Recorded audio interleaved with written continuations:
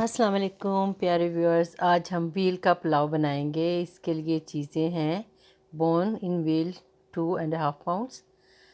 कुछ extra bones आप ले लें जिसमें मिक होती है वो। और फिर इसके साथ आपने मसाला जात लेने हैं, जैसे सफ़ेद ज़ीरा, काला ज़ीरा, काली मिर्च और हाँ, और इसके साथ बड़ी इलायची और दालचीनी है और सूखा धनिया है साबुत।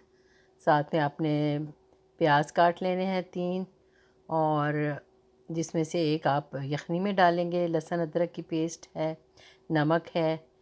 अब आप वीडियो देखें। हम 4 गिलास पानी में सारा गोश्त डाल देंगे। गोश्त और हड्डियाँ डाल के इसके ऊपर आप प्याज और मसाला जात डाल देंगे। ये सारे मसाला जात और प्याज और लहसुन अदरक की पेस्ट।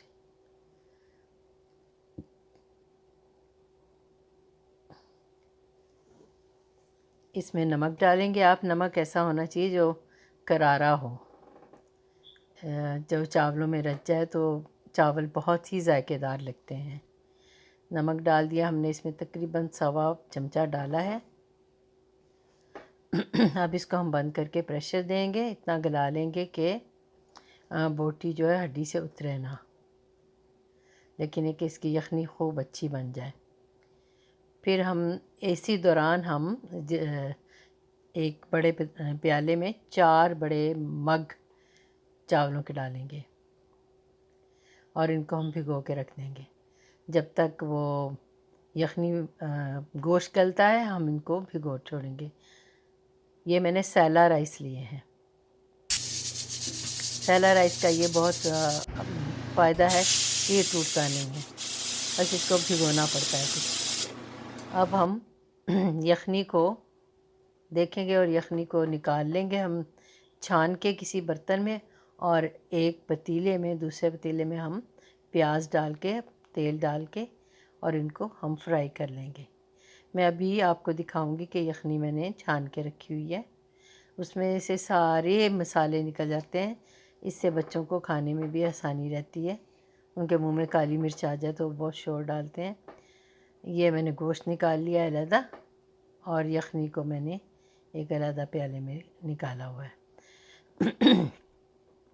जब ये सुर्ख हो जाएगा तो इसमें हम वो डाल देंगे, गोश्त डाल देंगे। और हड्डियाँ आपकी मर्ज़ी है, अगर तो वो चाहें तो डाल दें, अगर उनमें मिक है तो वो डाल लें, अगर वो सिर्फ़ हड्डी है तो चाहें तो निकाल दें। वैसे तो बहुत जायका देती है हड्डी। अब इसमें मैंने थोड़ा सा लहसुन अदरक का पेस्ट डाला है, इससे भी बड़ी खुशबू आ जाती है पुलाव में। ये सिर्फ मैं खुशबू के लिए डालती हूँ, प्याज सुर्ख करते हुए। ये देखें यखनी मैंने छान ली हुई है।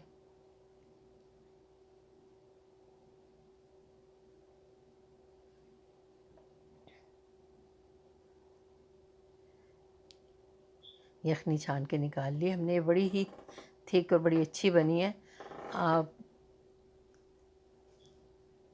अब आप गोश्त को अच्छी तरह उसमें भून लें ऑयल में, उसमें खुशबू आ जाए तो फिर हम ये यखनी डाल देंगे।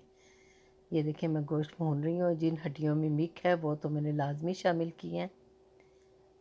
और गोश्त क्योंकि बहुत ज़्यादा गला हुआ नहीं है, लेकिन है गला हुआ, इसको हिलाते हुए मुझे कोई डर नहीं आ रहा कि ख़राब हो जाएगा। मैंने इतना गलाया है। और अब इसमें मैंने यखनी डाल दी है। यखनी के बाद थोड़ा सा इसको पका के फिर मैं इसमें चावल डालूँगी।